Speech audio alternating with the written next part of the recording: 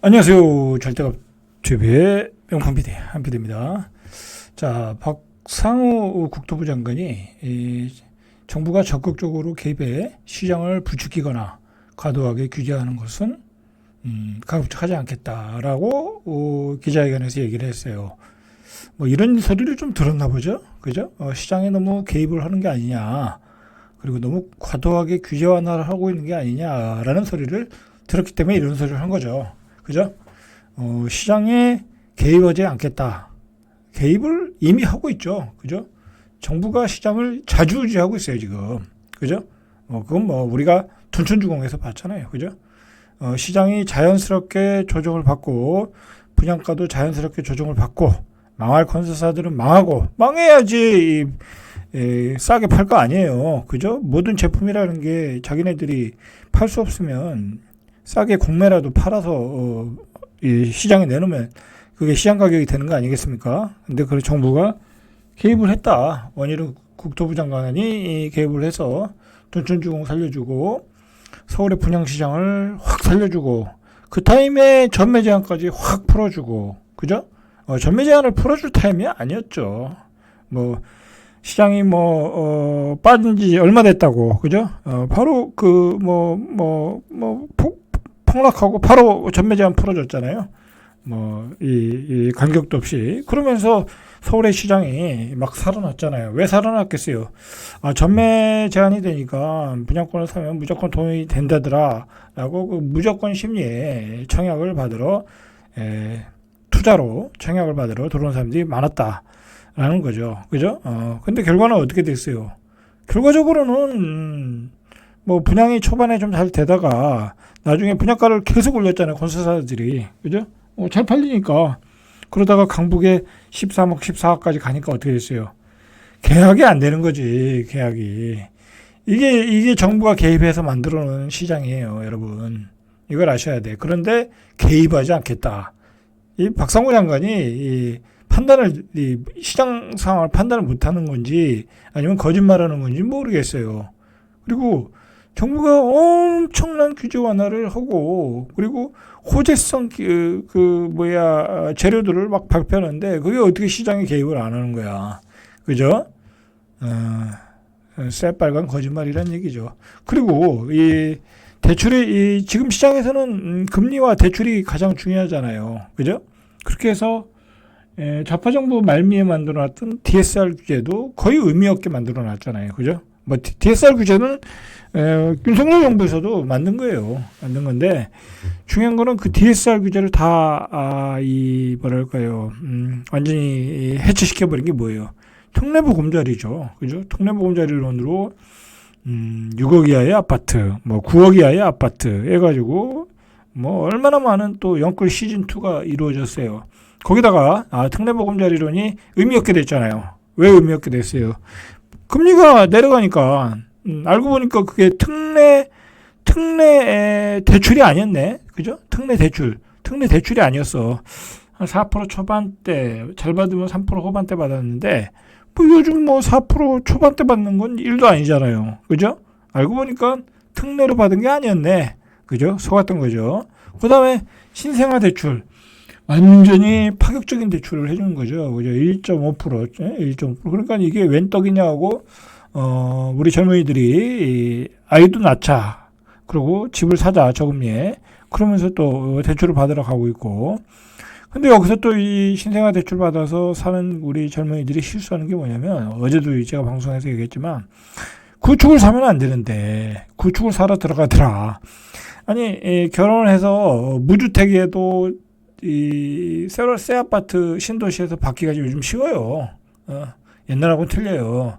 무주택자들, 결혼 신혼부부 이 청약이 예전보다 훨씬 쉬워졌어. 그렇게 해서 받으면 되고, 그 다음에 무주택으로 받아도 되고, 받을 수 있는 기회가 많은데, 왜 또 이 비싼 가격에 떨어지기 시작하는 가격에 왜 또 저금리라고 또 들어가냐고.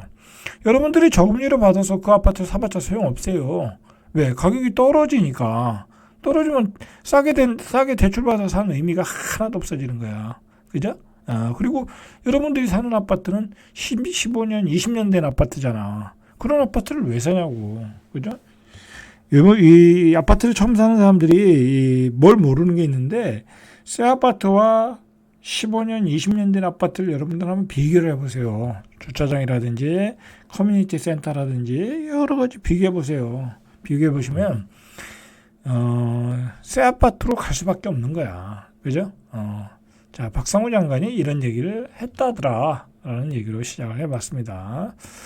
자, 박상우 장관이 5가지 패러다임을 발표했어요. 앞으로 윤석열 정부에서 이 국토부에서 이 5가지 패러다임을 가지고 정책을 끌고 나겠다라고 했는데, 첫 번째가 재건축 재개발 사업 규제 대상에서 지원 대상으로 전환한다. 자, 뭐 이건 나쁘진 않아요. 그죠? 재건축 재개발을 규제 완화해서 이제 많은 주택을 공급해야죠. 그죠? 그리고 그렇다고 예전처럼 막 저 신도시에 막 그냥 막 무분별하게 이제 개발도 못 해요. 왜냐하면 거기에 또 광역교통망이 들어가야죠. 그죠? 기반시설 들어가야지. 그리고 뭐 어쨌든 인구는 축소시키는 시대고, 그리고 구도심을 또 살려야 되니까 재건축 재개발 규제 완화는 해야 되는 게 맞아요. 맞는데 문제는 지나치게 혜택을 주는 데가 있더라. 혜택을 지나치게 이 균형감 있게 이 재건축 재개발에 혜택이 가야 되는데, 쉽게 말해서 노후주택 재건축 일기 신도시 노후주택 재건축 규제 완화 이제 발표했잖아요. 그거의 실질적인 대상은 이제 전국을 대상으로 해서 이제 일기 신도시 대상으로 해서 그 규제 완화를 하겠다고 하는데, 실질적으로는 그 규제 완화 혜택을 보는 데는 서울하고 경기도의 핵심 지역, 그런 지역밖에 없어요. 예를 들어 일기 신도시들, 분당, 평천, 그런 데밖에 없어요. 서울의 강남, 최근 서울의 도심에 있는 아파트들, 그것도 도심도 다 해당되는 거 아니에요.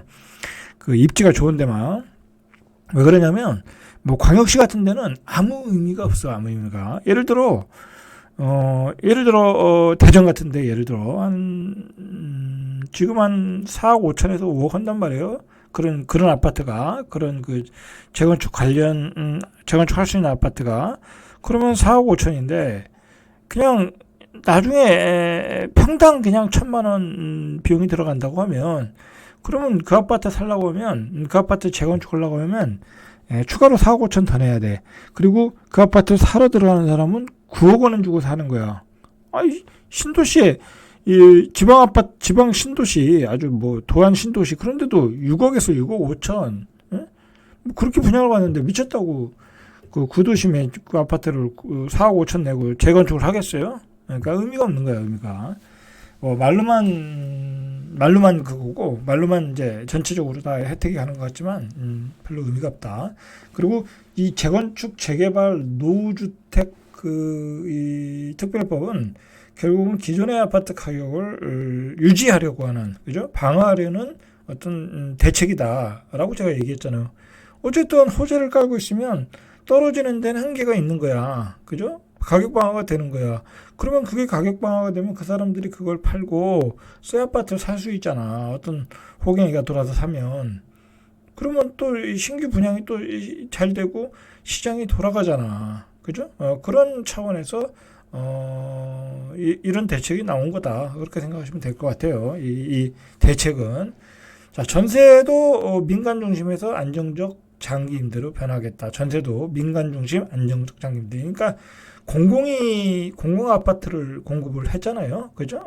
이 LH 공공 임대에서 이제 민간이 공급하는 임대 아파트 조금 올라가겠죠, 가격이. 그래야 공급 물량이 많아진다라는 거예요.